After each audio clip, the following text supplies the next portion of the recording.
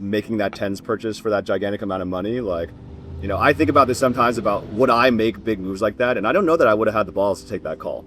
So it was interesting. Like, there's a whole backstory there that people don't really know. FNS, weirdly, who said no org should ever be involved in the decision about a player, and I'm like, yeah, I saw that on stream. I'm like, Yeah, that may be the weirdest, dumbest thing a player has ever said. I'm talking to you. And so our business is really esports, but I think that's what has maybe allowed us to be profitable over the last 3 years, achieve, you know, over 60 million in revenue last year. We may not, as a company, want to say anything publicly about that because we don't want to hurt that person's chances at a job in the future or whatever it is. It's just not really particularly useful for us or for them. I'm curious for you how you decide what to say publicly about those instances. You know, Tarik, he knew something special was going on at that event. And I told him that, hey, if you get into the playoff runs, I'm going to show up. And he's like, before they'd gotten there, he's like, you need to get on a plane and get out of here. You do not want to miss this. Like it's going to happen. Like he just knew? He knew. Like he knew this was going to happen. And like the thing is that that team was essentially dead team walking. Welcome to the Sentinels CEO podcast. I'm here today with Steve Arhancet, Jack Etienne, and Don Kim, 3 CEOs of what are probably the 3 most well-known and successful esports orgs in North America outside of Sentinels. And I'm going to say TSM at this point doesn't count anymore. Like a decade ago, that would have been TSM. Ouch. But true. But here we are at Wabi on Rose. And so for those of you who watch Tarik and I on stream, when we talk about sipping some Class Azul or having a margarita, if any of you find yourself in Venice, come down to Wabi on Rose, tell them Rob sent you, and we will give you a free margarita. So anyone wants to take us up on that offer, just show up, buy anything on the menu. Free margarita. Free margarita. Damn. All right. Now I'll start with Jack Etienne, who I think has been in this the longest. So why don't you give like a brief history of how you got into this crazy racket? Yeah, going way back till around 2008 or so, where I met Andy Din, and he had a website called Solomid.net, and I was running ad sales at Crunchyroll, and one of my clients, a video game developer, asked me to help this guy do ads on his website. So I met Andy Din. I was super impressed with him. His website was there to help people who play League of Legends get better, and had guides for it. And that was my introduction to the high-end players that play League of Legends. And over the years, I ended up watching him build TSM, became their first general manager. And that's where I kind of cut my teeth in esports way back in 2008. All right, Steve, how long have you been doing this? I think maybe Jack has a year on me, is my guess, but started pretty early. First started as a pro player in League of Legends. The bar wasn't very high, for what it's worth, but I was. And I played in some ESL events. This is before Riot had their whole structured LCS and all that kind of stuff. And went to the first World Championship. We did pretty well. Curse Inc., who they own a bunch of websites. They wanted me to build an esports program underneath the company. And so went over there with Hubert, who was the CEO of Curse, and started to build a League of Legends team. And then when they sold Curse Voice to Riot Games, there was a conflict of interest associated with that. So Hubert needed to get rid of Curse Esports, which I was running. And so decided I needed to either go and start my own esports team with my own brand or merge with an existing. And that's when Victor and I decided to become co-CEOs of Team Liquid, which is 27 years now as a brand. So yeah, now we run the company together. That just sparks a memory because, you know, my first ever gaming related job was with that Curse. Yeah. With Hubert. Yeah. And he was like 18, just came to San Francisco. That's right. Had this outrageous like French accent. He did. And he's such a good guy. And I was like trying to get, show that I was the man for the job, for the ad job. And I play I still play World of Warcraft a lot, and I use their tools extensively. And I walked him through his website and all the tools and why they're so cool. Yeah. Pretty much got the job on the spot. And also, since I have a very French name, Yeah. I think he felt instantly comfortable with me. My last name's French too. Maybe that was part Yeah, of it. there we go. We see the connection. But we have this strong 50% of the table has got a curse history. That is pretty cool. Yeah, so shout out to Hubert. shout if out to you're Hubert. watching this. You're the Yeah, best. and his brother Frank. Don, you're the newest one to this group. Welcome. Thank you. Yeah, I mean, I guess I'm Gen 2. Came in like 2018, also TSM. Also on the tech side, I actually started on Blitz in 2018 and pretty quickly moved over to the esports side and ended up running that department until like 2021. And then I moved over to DarkZero around then, and we've sort of been laying low, taking our time, and we acquired NRG towards the end of last year. So. Well, you weren't laying that low. You won a couple world championships. We did, all in the tier 2 space. I mean, we won Apex, a couple of those, and then we won R6. But we were waiting for our time in tier 1, and NRG was the right opportunity. Hi, I'm Rob Moore. I'm not Tarik. I am sometimes confused with Tarik's dad.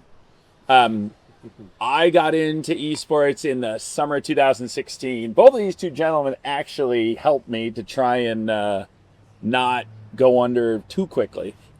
We came in as P1 Esports in 2016. We joined the league 2 weeks before the summer split, managed to not get relegated.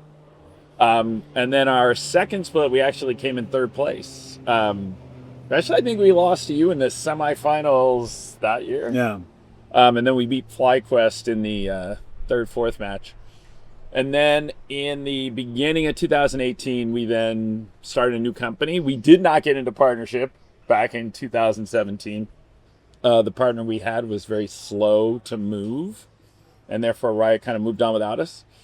We then rebranded Sentinels and then started building again. We were in the Overwatch League as Gladiators. Then we got into Fortnite, where our 16-year-old prodigy Booga won the first Fortnite. Oh, that's World right. I Cup. forgot about Crazy. that. That was the first one in New York, Yep. right? Yeah. And then I remember his name. It'll go down in history because he was the best Fortnite player, and it was a dream. It was like, It was. We signed was him. such a good We deal. signed him when he turned 16. The first qualifier was like a month later. He won the first qualifier, so he was the first one insane. like to get a Yeah. seat. And he was unknown. And he was and just. the RNG in the game That is was so insane. crazy. You know And what I the mean? crazy So it's thing like- is, like, we had these 2 other kids we had signed in Fortnite, and they came to us and they're like, "There's this kid. He's about to turn 16. You should sign him." Right? So we watched. whoever like- said that. So we seriously. signed him. Good scout. And then, like, he immediately wins the qualifier, and it's like, okay. And at this point, we're really small, so we're like, all right, we'll send his mom and dad and his sister to New York, and we'll send one person with them, see what happens. Yeah. And he just fries the first map, and he has just a giant lead. You're like, oh wow, he might come in, he might place really well. After the 3rd map, you're like, he's got this one. And so that kind of put us on the map. And then we That wasn't just on the esports map for what it was worth. That was on like my Amazon, Alexa, news. It was like, you reached 16 mainstream on that one. 16-year-old kid with Yeah. $3 million prize. It was like on Fox News and He was CNN. on. It was like everything. He was on the Tonight Show. He was Yeah. interviewed by People Yeah, that was wild. Magazine. It was that crazy. was wild. Yeah, And that was so wild. that was like the big moment. And then I've been working with Eric Ma and Charlie Lipsy. Charlie worked for Jack, and Eric, when he was a teenager, was building League of Legends teams. And so they were saying this game from Riot is coming out and it's going to be big. It's called Valorant. And it launches during the pandemic. Yeah. And they're like, hey, there's this team we should sign. It's kind of expensive, but it's a really good team. And I'm like, how do we know this game is any good? Everyone's locked in their house. What else can you do besides watch Valorant? So we made a big investment in it. And then team took a few months to get going, but then started to really click at the end of 20 and then beginning of 21. Then we had a fairly infamous personnel issue.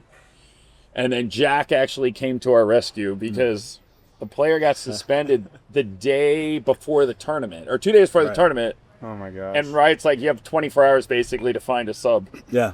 So that is when Jack famously arranged for TenZ to play with us. Yeah. And then he went on a run in one of the greatest runs ever at Reykjavik, where Yeah. we didn't lose a map, and he was the MVP. Yeah. And then we wrote a gigantic check to Jack to purchase him. Yeah. Where at that point, That was good.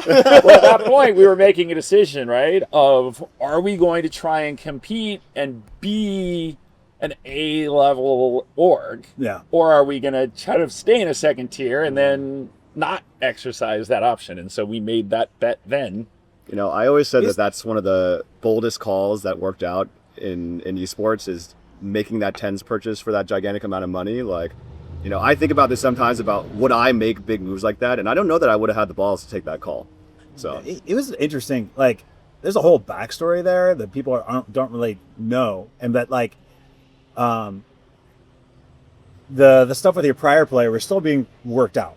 And I think a lot of owners in your situation would have just fired the guy and sent him out because like, but you wanted to make sure that like a full investigation was done and you were loyal to your player, which was I thought was really the right, sometimes scary call. So you know, I was always impressed with like, you know, that you really wanted to do the right thing by your people. And TenZ had shown interest in joining your team, so I reached out to like, hey, this is a player, I care about him. He really wants to play on your team, and do you just want to make this trade now? And you're like, I need to figure this out. I want to do what's right by these people, by this person, and figure out what's going on. So I'm not going to make any decision until we really figure out what's going on. Which, you know, delayed, you know, the resolution. But I remember there was a lot of talk saying, oh, Jack's just keeping him prisoner. I'm like, no, I was actually trying to sell him to you actively. But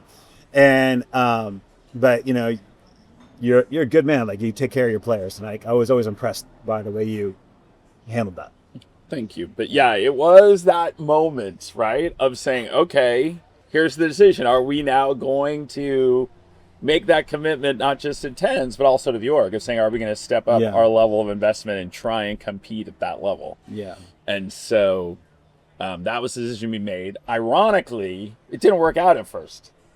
Like, we were spectacular in 21, went to every major, won one.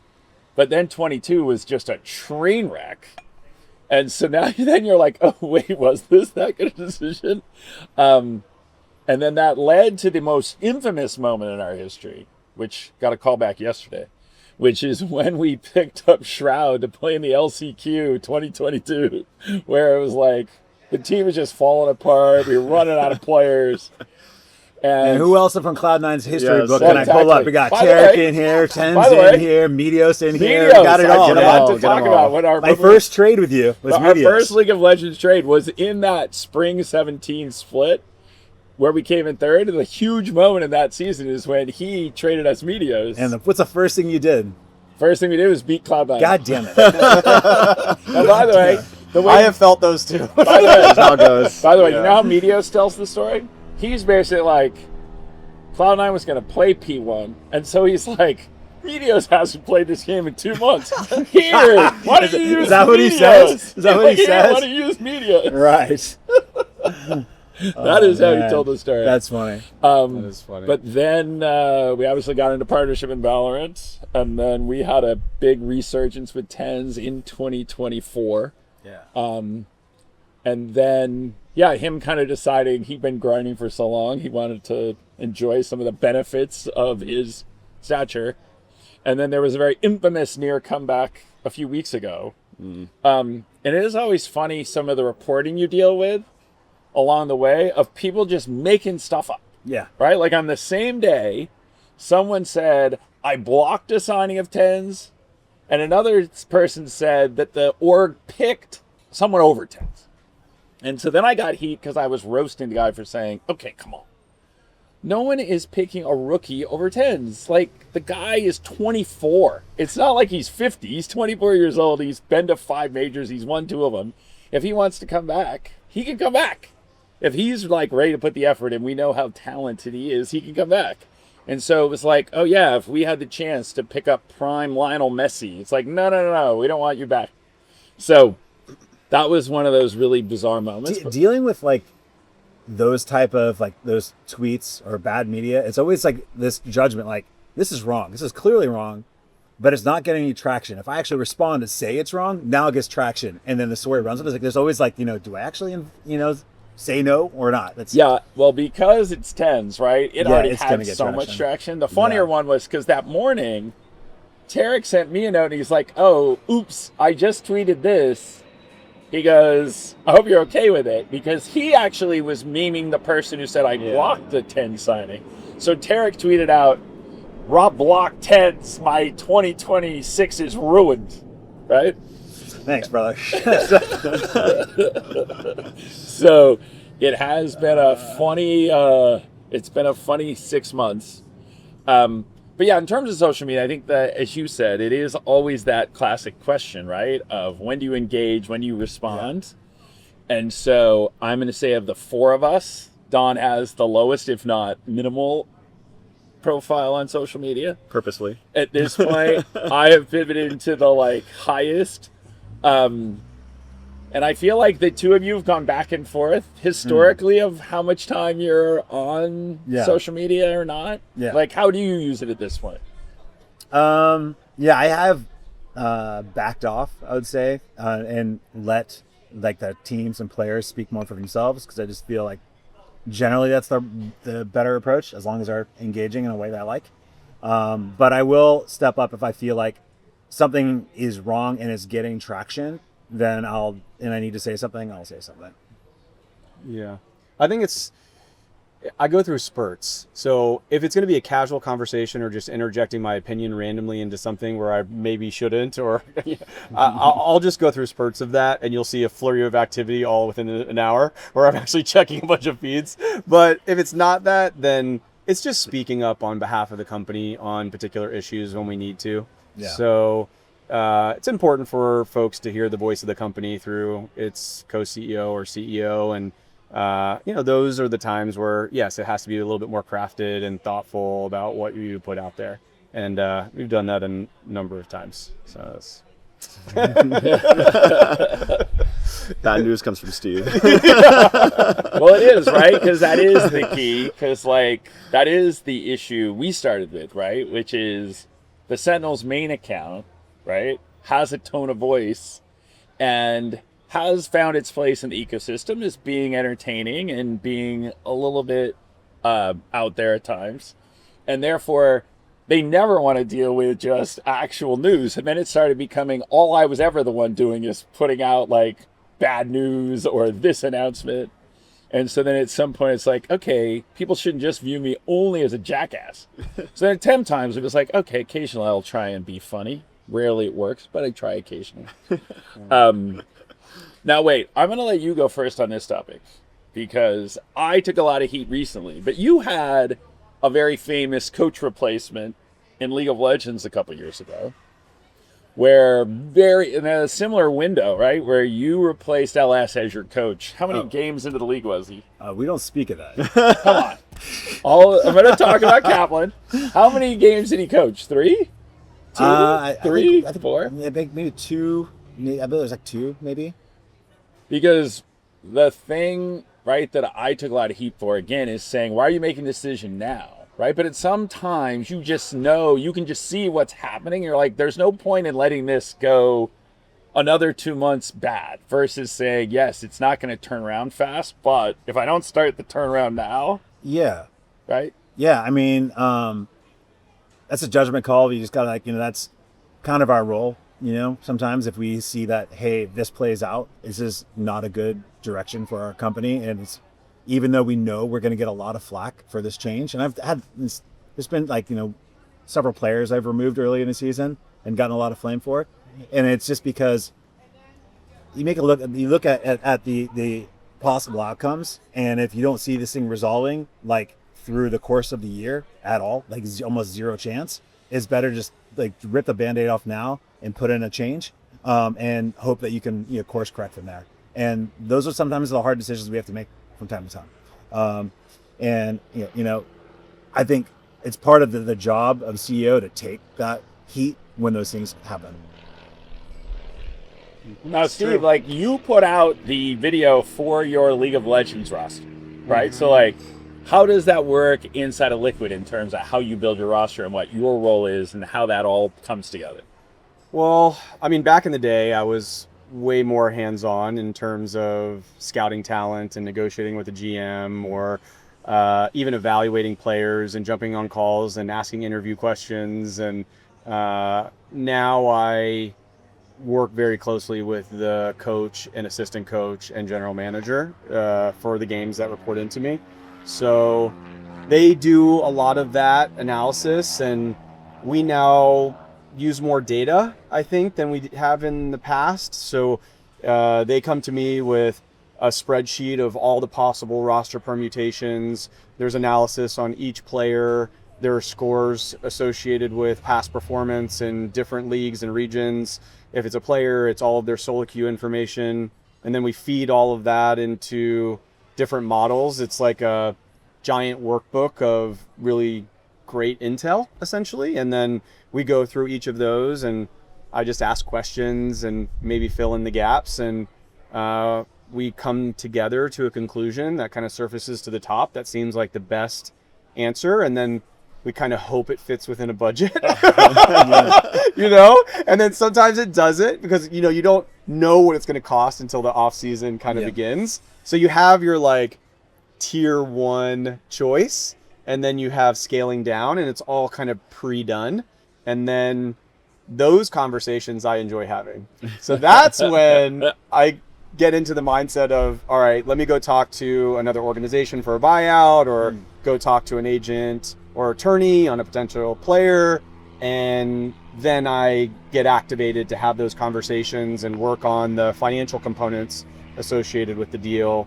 I drive a lot of that. And then we hopefully get the tier 1 option, but it doesn't always work out. Do you still get involved, like once like you kind of have your top picks? Do you still do interviews at all personally anymore, or are you relying on a GM? Sometimes if it is a big signing, then I'll jump on and I'll do kind of a gut check, but I think it happens less and less now. Yeah. I think part of that has to do with the longevity that we've had with our general managers in top tier games. Yeah. Like Blitz, for example, in Dota. Like, we've just been performing so well year after year after year after year after year.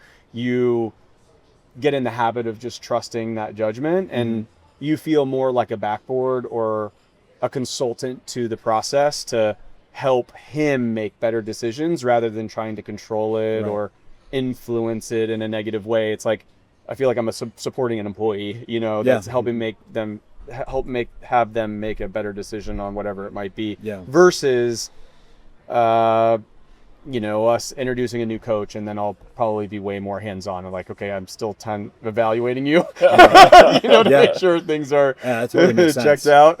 How many games are you involved in now?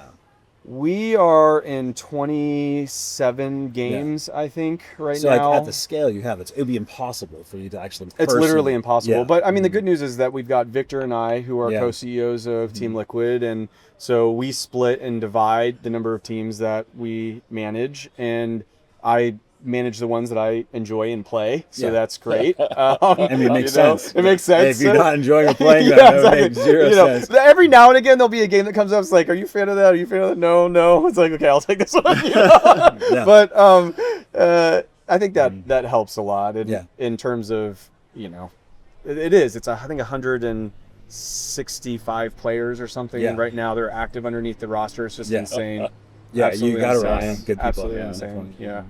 Now, we certainly still the smallest, I think. How many games are you in at this point?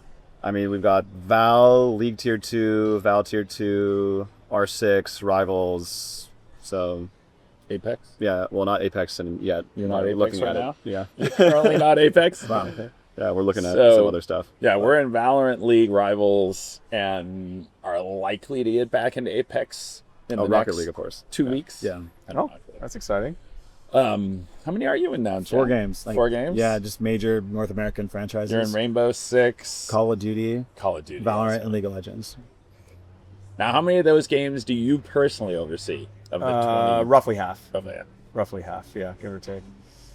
Yeah, it's fun. That's a lot. It is a lot. It's a lot. It's a lot to watch too. You know, I try to tune in, but there's no way I can do nothing regular. But esports. I can never do regular season through all those games. It's impossible. So, you know, sometimes we as CEOs, co-CEOs influence the decisions on our rosters, right? And we'll pick a player, potential coach that we then bring into the team and atmosphere and realize very quickly it's not working for ABC reason. Yeah. And whether it's a player or a coach, it's the responsibility of us to make those tough decisions and tough calls when you have limited information and made the mistake to bring them in to begin with or influence that decision. Because you need to uphold the quality and the performance of the roster. That's what's so beautiful about sports, is that winning matters. And so you've got to make the decisions when you can to influence future results. And, your judgment's on the line, but that's kind of the fun of it. Yeah. So. I think the hardest ones are always the coaches and the GMs, because, usually you're looking for those leaders that will be able to make some of those decisions when it comes to the players, on that side. But I think coaches and GMs, like, if you start to lose trust in them, those are the firings that usually come towards, the C-suite or, the executives. And they're also going to be the ones potentially that are more high profile and get a lot more flack depending on how it goes. So depending on how it goes. It is the combination of two things. As you said, part of the other problem is what you then elect to share with the public, right? Because there are some times where you're doing something because we had a roster last year that got to internationals and then didn't perform at the internationals. So then the question was, what do you do? Do you tweak that roster or do you overhaul that roster? Now, the general manager would have absolutely gone with the tweak, and the coach was like, I want to start from scratch, basically, right? So that's where you're kind of stuck of saying, okay, has the coach now earned the right to take this shot? And then how long do you go out with that? But I think the reason why we pulled the switch so early was that the team dynamic wasn't working, right? Right. And so when you see that the players, the longer we're playing together, the worse it's getting, well, then you're like, what am I going to keep going with? I've already seen what's happened now over the last 4 months. This is not going to miraculously turn around. Yeah. And so if you put a group of personalities together that aren't meshing, like I said, I've never seen where somehow people who are getting more and more conflict wake up one day and are like, oh, wait a second, we've realized how to work together. Yeah. And so that's when it's like where I had to just rip the Band-Aid and say, okay, if we keep going with this year will be a complete write-off. But not only will this year be a write-off, next year will be a write-off. It's a building and process. So that is the decision. So like when people now people are giving me a hard time because our new duelist doesn't have his visa, and I'm like, okay, this is the least of my concerns. My concern is A, do we have any chance of making champs in Valorant? And B, if not, can we be back to being a top tier team for a Masters next year? Now, I'm curious for how you think about this, because I think you have, obviously the most outward presence when it comes to talking about this stuff publicly. A lot of the times for us, we make the decision around, if we make a decision around a coach or, whoever, a lot of the times, for example, with a coach, you might let them go because they've lost trust with the players, and the players are saying, hey, we want to move on, we want to look for someone else.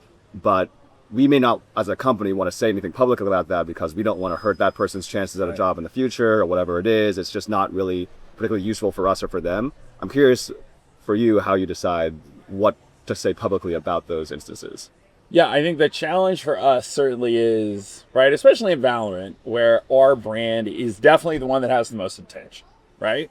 But also, therefore, in our content, our social media, our coach has a much bigger profile than any other coach. So, even after a tournament where we came in 9th, 10th and showed no signs of life, right? When you look at who we played and who we lost to, it wasn't like we drew the group of death and all we had done is lost to NRG, MIBR, and G2, right? We were only playing the teams in the bottom half of the tournament, and we weren't getting close to victories. While at the same time, things are getting worse and worse in terms of the team dynamic. So, even in trying to lay out some of the element, because our problem is, certainly as a brand, then fans are looking at you and saying, how could you fire this coach? Look at what he's done for you. And so you do have a real challenge in terms of how are you responding to your fandom, right? If you have a bunch of fans going, what are you doing? Why did you fire this coach? if you don't say anything, then you do have a big risk of your fans just saying, They're gonna well, think the screw worst. you. Yeah, they're gonna it's always think. it's a really tough situation. Yeah. And there's a general imbalance also. I mean, that we have to account for, because like it's unfair of us if we remove a coach, completely shit on them and hurt their career. Yeah. I don't think it's the right thing to do either. I feel like that's part of our job to take Play the some of the balance. Yeah. black eyes and to not try to hurt someone on the way out. Yeah. And so that's tough. And I don't like these decisions, like at least at Cloud9, I can't speak for what you guys do. I'm never in a vacuum. Like I don't just like go in and take a look at what's going on and go, you know what? I'm not going to ask these players or managers or coaches what their thoughts, what we should do. I'm just going to make my decision based on what I see. Every decision I make, I'm literally one-on-one asking each player what their thoughts are, how we should make changes, what should we be doing, what's the best thing to go for. Because at the end of the day, if I make a decision that the players all hate, they won't trust me anymore, and they won't believe in what we're building. And the moment they don't have trust, it's over. It's like literally done. And a lot of the reasons why things are made like on a team, it's because the other players or the coaches or the manager have lost trust in that one person, and they don't feel like they can work with them anymore. So we got to make a change. But often we'll just take the black eyes for that decision to try not hurt that person's options in the future. Mm-hmm. And I could open my mouth and say, this person is gone because of this reason, but instead we'll just say there were role issues. Yeah. Just keep it broad, You know what I'm saying? Yes, like I said, I think in this one the complicated part was that fans were so upset about the roster decisions in the first place. Yeah. Right? So now we're just owning everything that went wrong in the year of like, because we backed the coach in his decision about the roster. Yeah. It's right? complicated, man. Like how Because- much information, because you want to be fully transparent. Like Because You can be as is- much as yeah. Because it is, right? Like everyone assumed, therefore, when they saw our roster, people assumed two things. Because I've had enough conversation with people now who go, wait, people assume two things. A, that John QT didn't want to be the IGL anymore. And that we had cut the budget, and that's why we weren't trying to keep Zek and why we were going with rookies, right? Well, neither of those things were true, but they really upset fans to say, wait, we've supported your org. Why are you now giving up on us? We expect a certain level of you in terms of how you compete. Yeah. Right? So it is like no one is expecting Cloud9 League of Legends to suddenly be fighting it out with Dignitas for 7th, 8th. Yeah. And if suddenly, like, you have from the time I was in the league in 2017 till now, right? You have always had one of the top 3 rosters in League of Legends. Right? That's just how you've built your roster and how you built your brand. Well, that's us in Valorant. Yeah. And somehow this year we showed up with the roster, which everyone's like, that does not look like a Sentinels roster. Right. And so that is the same thing like for you in League of Legends. If you showed up with a bunch of tier 2 players and rookies, people going, wait. Although there's a segment of our fans that's what I want. They It's say that. it's so confusing. No. People say that until you go 0-8, and then they're like, yeah, let's keep going. This is awesome. Yeah. So, I don't know. How do you feel like in terms of last year with your league team? Because, like I said, you had that conversation, right? Where you basically said that you had to make a decision between 2 veterans, right? Of whether they could turn it around. And Impact, who ironically is now with Sentinels, went from being MVP summer 24 to having probably his worst season last year. Like, how do you go through that process of deciding what's recoverable and not? Right? Or that is just your gut from your experience? I mean, kind of like how I mentioned before, it's a conversation between me, Spawn, Dodo, Hatham, to figure out what we think the best permutation of the roster is going to be. And when we design or think about those options, everything's on the table. So it requires time to have conversations about each of the different roster permutations, but we give it that time, we talk through it. And I find myself relying more on the data than somewhat of recency bias or Reddit bias associated with what should influence decisions. And real specific stuff like jungle proximity and KDA at certain times, or prep for dragon, and or even we'll look at comms on stage with coaches and band pick and efficiency of those comms in comparison to other coaches, and do they influence players? They, you know, make decisions on band pick. I'm talking about like a coaching decision, you know, or do they let the players really drive that conversation? How insightful are those things? Like, these are just pieces of data that go into the puzzle on making the best decision for the roster. I think the most challenging one for us recently with community sentiment versus decisions that I've personally influenced have been around Spawn.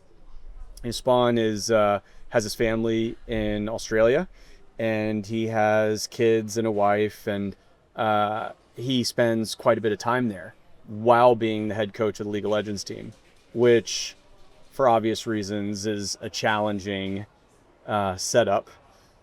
But at the same time, I don't think I've ever seen as good of a coach as Spawn in my entire career across all the games that I've ever personally managed. And so you got this and he's also high culture fit. So I've got high culture fit, excellent skill.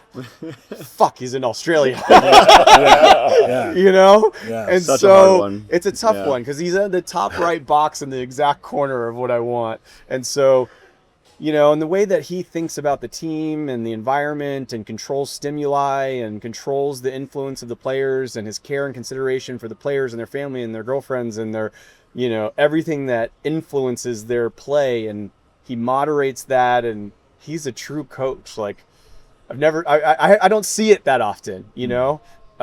So yes, I think the community disagrees with a lot of that. Like, how in the you have this coach that is in Australia, you know, but we found a path. We've got cameras hidden, and he can have the voice of God in any room. He's like, hey, you know, I see you. Yeah, Really? it's all the whole tech setup. That's hilarious. Yeah, of course his hours are with LA hours, no matter what, and so we try to make it work. But you know, Yeah, that's a hard one. I feel like That's wild. yeah. Yeah, I think you can impact culture quite a bit from abroad, but there is an intangible of the in-person that is hard to replace. So yeah, I can see that being a pretty hard decision. Yeah, yeah, it is. But, you know, one that I've definitely made, you know, I think that one in particular, that choice has rolled up to me being like, no, we're keeping Spawn. So, Yes, it is funny, again, when people don't have all the information, right? Because, like I said, you have much more information because you're dealing with the person every day. yeah. You know, it is funny because the two people who've called me out most on these decisions, weirdly, one is Bren from Plat Chat, which, that's fine. The second one was FNS, weirdly, who said no org should ever be involved in the decision about a player. And I'm like, Yeah, I saw that on stream. I'm like, Yeah, that that may was be the interesting. weirdest, dumbest thing a player has ever said. I'm talking to you. So who is in the better role to deal with, especially when it comes to team chemistry, right?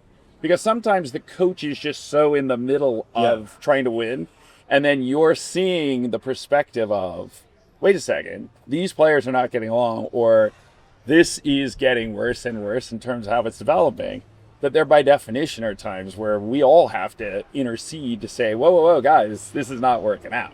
Yeah. But I thought it was hysterical, especially since, isn't he one the last year that kind of was in the middle of a whole coup between himself and Bonkar and Bruno?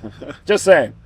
Before my time. Before but your time. That's just Yeah. a perfect excuse. I will say I that wasn't there. I took what he said as more to say that the team opinion of player changes is probably the most important factor, but I would say that there's also a lot of cases that, you know, as an org you have to consider. For example, is this a friend pickup? You know, I don't think that's something that's talked about often. Well, it is sometimes, you know, with Well, it was certain with roster. Jack. This always talked nepotism. about. and Yeah. nepotism hire, but Nepotism you know, team. that's something we try to be aware of when thinking about the players and how they're thinking about who to pick up. But broadly speaking, you're going to take your coach and your GM first, the players' decisions after that, and then unless something is completely out of whack, it would be very rare that the org would make a decision without any of those involved. Yeah, that's well said. Yeah, generally, and I think everyone does this, they're trying to get consensus for everybody who's building, because we're, you know, it's a team. We all need to work together. We all believe in the vision. And I keep pushing my people to get to that consensus. I don't want two of my players to not be happy with this decision. I'm looking for a unanimous decision. I just keep pushing it and pushing it and pushing it to like, this is the best decision for all of us. And I'm signing up personally. Like, I want to see a message from that person. This is the decision I want. I'm agreeing with everybody that's going on here individually. I'm not being forced to it. And so I want, us to be a team. And if one or two guys isn't ready to go in on a fight, you're going to fail. So I kind of apply that same type of logic to the decisions I make on my team. I mean, there's always certain things that, are just so not good for your company, so not good for your culture. You just don't agree with it, like, because of, it's just a really terrible look or just a bad, then you'll make poor decisions. Player says something, it's totally inappropriate. That's when a CEO comes in, that you're out. But, otherwise, if I'm looking for full consensus. Yeah. It's the right way to do it. Yeah. There was a big story in the last week that T1, I think, did they say it was the first time they've been profitable since they weren't part of SKT? That was what it was. Yeah. In Maybe our ever. industry, it's an incredible achievement. And so I think that's the one question for all of us is, how do you see the economics going? And do you see a path where the economics work? And I'll start because I think the one real interesting trade-off, and it is so funny, went back to dealing with fans, right? Fans just want there to be infinite money that comes from the sky. Me too. And there's no boundaries around it, and you can sign whoever you want, be it whatever games you want to be. Now, we all know that is where it used to be, closer to that. The VC era. In the VC era where money just kind of rained down. Right. But how do you balance in terms of trying to win, but trying to figure out a way to get to profitability? Yeah, I can jump in first. I think that, I'll say that I think that times are better than they were. I think the real down times was like 21 to 25 sort of, and it's starting to pick back up, I think, sort of across the board, mostly because I think publishers are getting a lot more friendly with organizations in terms of the way that they're treating them and the economics they provide. I think sponsors are starting to bounce back. I think especially because a lot of the good actors in the space are starting to show that we can provide actual value return to these sponsors, which I think wasn't necessarily happening before, especially against some of the dollar values that were being sold against. So I think the overall unit economics of the space have grown tremendously in favor of creating orgs that can become like T1 and have massive scale and profitability. I do think they're still in that category of like, there's not many of them, right? Like, I could probably less than 5 globally that could claim such a feat. But I think there's a lot more that are on the path of the way there. I think organizations like ourselves are hopefully within the next 2 years will be close to where that is, certainly in terms of profitability. And I think, the way we think about it in terms of like players, new games, stuff like that, when it comes to player salaries, I think we try to aim towards, upper middle of the pack. I think that's sort of the sweet spot of where you're getting the best bang for your buck in terms of the value of the salary versus like, performance. I think you see a lot of the time, like the top spending team is not necessarily the best team. It's just the one that maybe had some poor decision making in the offseason in terms of what decisions they made to get to that type of salary. Versus, I think third to fourth ish is probably a good range for good economic value, I would say. And then when it comes to new titles, I think you're really playing the like how much fandom is there versus the cost of entering that title. I think Rivals is probably the most recent one where there's a hope that the fan base and the economics of that ecosystem with what NetEase is doing can be profitable in the longer term. I think obviously it's always going to be a bet at first because the publishers are still figuring out how to make it run and what to do. But the potential is there. You look at the player base numbers, you look at the viewership numbers, and the hope is that it can turn into something more. But to be honest with you, I think a lot of us would agree that there hasn't been a lot of exciting game titles in the past couple of years. So the hope is maybe there'll be one around the corner. How do you look at it in terms of how you balance the salary of your team and the revenue from publishers and the like? Yeah, I think like it has been tough like the last 4 or 5 years, and maybe 2-3 years ago, I broke down each team into its own division, and I looked at the economics of the leagues that we're involved in, and I made a decision that I need to be running a sustainable team individually in each division, and that like the salaries would be dictated by the league that's been set up for us. So I'll look at what the publishers put together and then say, okay, this is the expected amount that's going to come in. Thank you, and then build a team that works within that structure. And I don't, I'll see a lot of other teams still like gambling and hoping that things will get better, or maybe I'll close a really big sponsor or something like that. I don't do that. And it's tough because you'll read like in Reddit like, oh, Cloud9's broke, and like I know without a doubt we're probably one of the best funded teams like in esports, but I'm not. That doesn't mean I'm just going to go spend it all for fun. I'm looking to. I want to make sure that Cloud9 is here a decade from now, and by working this way, I'm going to be able to ensure that. And so I'm looking at each team and each franchise and can make decisions inside of that. I'm not going to spend outside what the league can actually see. And that's how we've been running things for a bit. Steve, you're like more games than all of us combined. Yeah. How do you make that work? I think we talked a little bit about esports winter, and I think of it almost like the Gartner hype cycle of most industries, where whether it's the .com or right now in AI, some would say, or cryptocurrency or whatever it might be, the investor community gets really excited about a new space, and they deploy a bunch of capital into that space, and then that money goes to a number of different organizations, whether they're teams or agencies or software businesses within esports and gaming. And then this is the same story of every time, is that not everyone is successful. And sometimes that money goes to individuals that don't manage it well, or maybe the boards aren't right, or the strategy's bad, or the execution's poor. And then once the investor community isn't as interested in that particular segment, then they walk away and follow a new shiny object.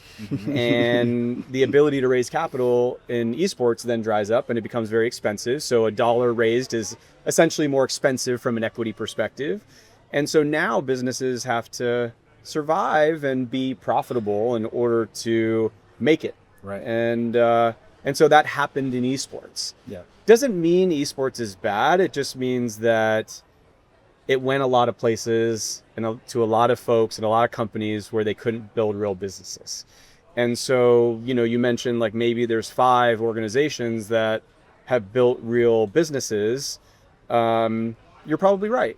And the ones that have are not just purely relying on developer or publisher revenue or selling hats, hoodies, and t-shirts, even though ours is not bad. Small plug, hashtag.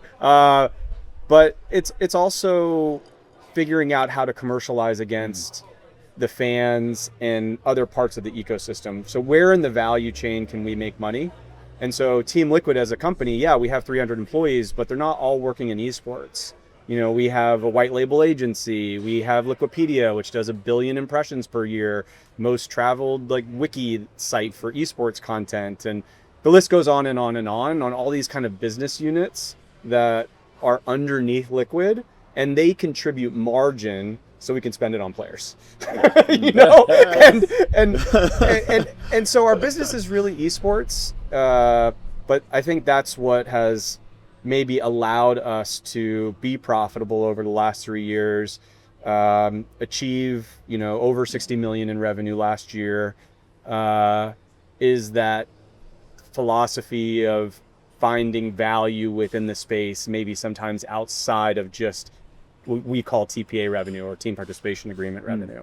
Yeah, I think the key thing, and you mentioned this, is there were 2 places the money was easy, right? It was venture capital, but it was also sponsors to some extent also kind of saying, at the time. Here's this business, it's growing fast, it gets a lot of young men, and people threw the money in. And then getting back to the 2021, 2022, suddenly sponsors showed back up and said, okay, what have you all done for me over the last 5 years? Yeah. And there were a lot of orgs that hadn't delivered. Right. And so that was something we really ran up against, is being a newer company and not having any of those legacy sponsors, and really having to be grinding for new sponsors and to basically really show to people, and had to start by in deals where it's like, okay, we're just going to show you we can help sell your product before we could start to get much better level of sponsorship. But I feel like that is where we've all turned a corner of everyone kind of realizing, oh, okay, this is not free money. We need to deliver. Right. And the industry is only going to succeed if we all show that we have the ability when a sponsor comes that we deliver them value. Right. And I think Conversion. that is definitely a big part of what was going wrong. And I think part of our internal build was we need to be a best-in-class agency in gaming. Right. Not an esports team, but we need to deliver KPI, performance marketing, ROI. I know I just said a bunch of stuff. We need to deliver value to our partners and sponsors. You know what I mean? Like measurable value. Right. And when you can do that, then they're happy to not only pay what they're paying, but Pay more. up and pay more because they want to do more with you because it's working. And so we, I think have done a really good job of building a great book of sponsorship business in esports that has allowed us to like make longer bets with long-term contracts and healthy partners and great relationships. Yeah. I agree with your point too on like, I think another one that was tricky in the previous era was like around revenue diversification. A lot of teams were heavily reliant on just like one area. And if that area went away, like the team floundered, right? So, I imagine Team Liquid has a pretty strong balance of revenue across different sectors. And I think that's like a big aim for us, right? Just making sure that the balance isn't just like, 80% of our revenue comes from the publisher when we win, right? Like that would be very negative because if you go one down cycle, the company is going to go under. So, Yeah, it's tough to manage the business that way for sure. But you have some wins like, surprisingly a lot of, none of you guys are in MLBB, right? No. Surprisingly, like some of the best economics of any esport, which is kind of crazy. And people are like, what is MLBB? You know what I mean? Well, it's the second most watched esport in the world after League of Legends. And most people don't know that. highest viewed individual event. Highest viewed individual event. It's like crazy. And then you got HOK right there, broke the Guinness Book of World Records, 62,000 people in a stadium, sold out venue in 1 minute. Like, That's wild. It's insane. Sometimes we forget, like, because we're in North America. But The mobile gamers are huge out there. They're huge, and the revenue is pretty big too. This is pretty big. All right, so now that you said KPI and ROI, let's come full circle. Let's come full circle. What is your single best memory being in esports with Team Liquid? What is your single best moment? Now I gave half of mine, so I'll go first. Okay. The one that was the biggest for our company was Boga winning the Fortnite World Cup. Yeah, that's pretty big. Right? Yeah. Ironically, my favorite, and no one would ever guess this, because people would assume it was either winning Reykjavik or winning Madrid, but it wasn't. It was when we first got into League of Legends. Our first year, we were like 2-13 or 2-14, and TSM was undefeated. And they were like 15-0 or 16-0. And what happened? And you beat them. And we beat them, and it's one of those things where the energy in the crowd that day was just like, electrifying. this is insanity. This can't be happening. Right? Because our team started out by losing 10 matches in a row. So much so that last year, during the season, they were showing that DSG was trying to break the Phoenix 1 record for the most losses to start a season. And so it was like after that kind of run, and then TSM, who, like I said, was just on the craziest run, and it was the Bjergsen double lift juggernaut. And somehow we beat them in game 1, and they destroyed us game 2. So you're kind of like, okay, that was fun. We won game 1. And then suddenly game 3, we came out and just took it to them and won. And it was like one of those moments it was like we had just won a championship. How like fired up everybody in the stadium was that day. Okay, I remember. I have a good one. Yeah. So this was right before Riot decided to do the get rid of our start LCS basically. And if you were not in the program, you had to pay an extra $2 million in order to be part of the league. And so we were in that promotion relegation game, and we had a really bad season, and we were like in the game. And this is the year that we had Piglet. It was 2018. And I knew we were going to lose the promotion relegation game just based on scrims and everything that was happening. And I was like, okay, we can either just walk into what's going to happen or we do something radical. And so we're like, well, we'll put Piglet mid. We'll put Piglet mid, and we'll bring in Double Lift. We'll bring in Double Lift as like this mercenary that's going to come in and help us avoid promotion relegation. And so we played those games, and we ended up winning. And then right after we won, which felt so great after being so down and having, making that decision, I was like, oh my God, thank God we did that. About 10 minutes later, we won the international. And it happened. Yes. And so I had that moment, and I remember watching my phone. I was watching the international happen in Seattle, and I was like, oh my God, we just won like $18 million. That's great, man. That's incredible. Yeah, so it was a good moment. Yeah. And yet you talk about the league thing first. Yeah, exactly. Makes sense. All right, Tom. I think it's those unexpected moments that are just so special. Yeah. No. I think for me, mine was probably 2019. It was when we went on this run for our Apex team. We won all 6 of the first events that had happened in the game. And it was just it was my first year in esports, and we just won one after the other. And the game at the time was just on this perfect place of upward trajectory. And Apex at the time and now is still my favorite game. So just watching us win, I think because especially it's one of those games where no one thinks you can do it over and over again, especially early on, because it's a BR, and to win 6 of them in a row was just such an absurd experience. And what's funny is until I think it was 2024, the only 2 teams to ever win an Apex tournament was TSM and DZ, both rosters that I put together. So there you go. Yeah, Congrats on that. Yeah, it's a pretty killer run. Yeah. All right, Jack. I mean, it's tough. I think 2018 in general was a really good year for Cloud9 because I'll start with League like you did. The summer split of 2018, week 5, we were last place, dead last. And that's when we benched, we had the benching of Sneaky, benching of Jensen, benching.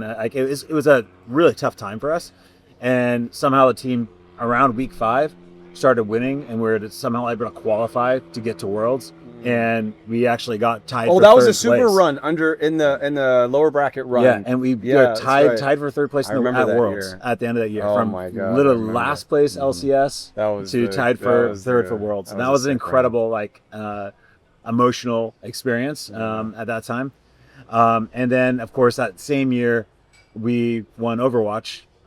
Which was pretty amazing. Rocket League, which is amazing. But I think the moment that was the most incredible for me was winning the Boston Major for Counter-Strike. That was all that same year. And that was all 2018? Yeah, and I was ready to retire after that. I was like, I'm actually serious. I'm like, I should quit right now because I don't know if I can have another year like that. Yeah.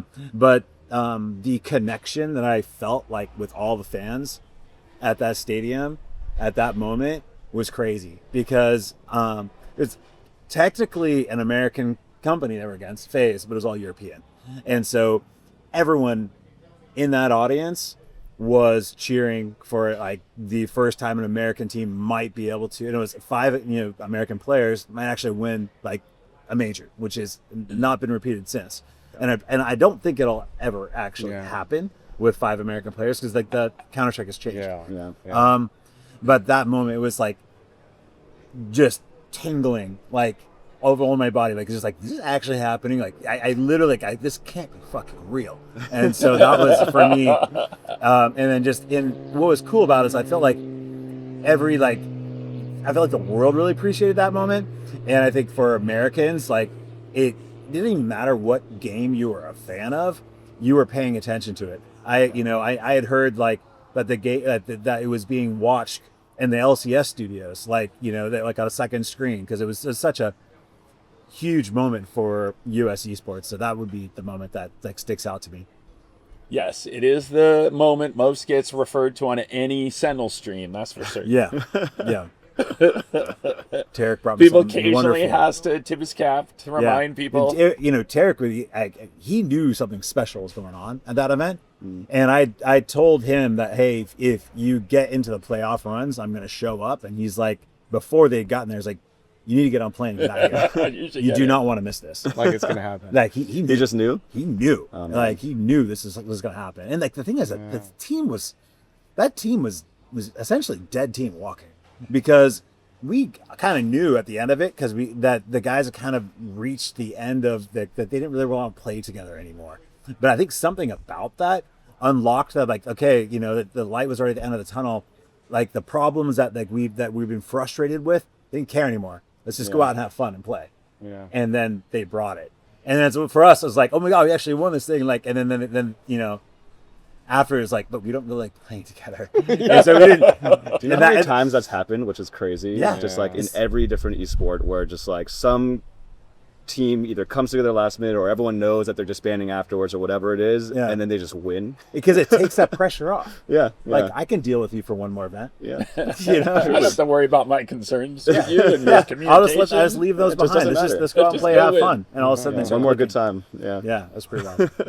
Awesome. Well, thank you all. This has been a lot of fun. Hopefully I didn't bring back... See, we got to bring some good memories and some bad memories back for you. Yeah. Right? No Those bad may be memories. your It's worst. all good. We brought his worst and his best back at the Yeah. same conversation. Yeah. So glad that we could help. Yeah. And me reliving when Jack managed to help us. Yeah. Like I said, it is still the funniest thing that acquiring TenZ just so transformed the path we were on and where we now have gotten to. It's been pretty crazy thing. And Medios and Tarik. All of them together. Yes, Medios was more of just kind of a fun ride. It was instant change. It was instant change. Instant loss for me. Yes. Thank you all for showing up. Thanks for having us. Thanks for having us. Yeah, It's fun. It's great. It's fun.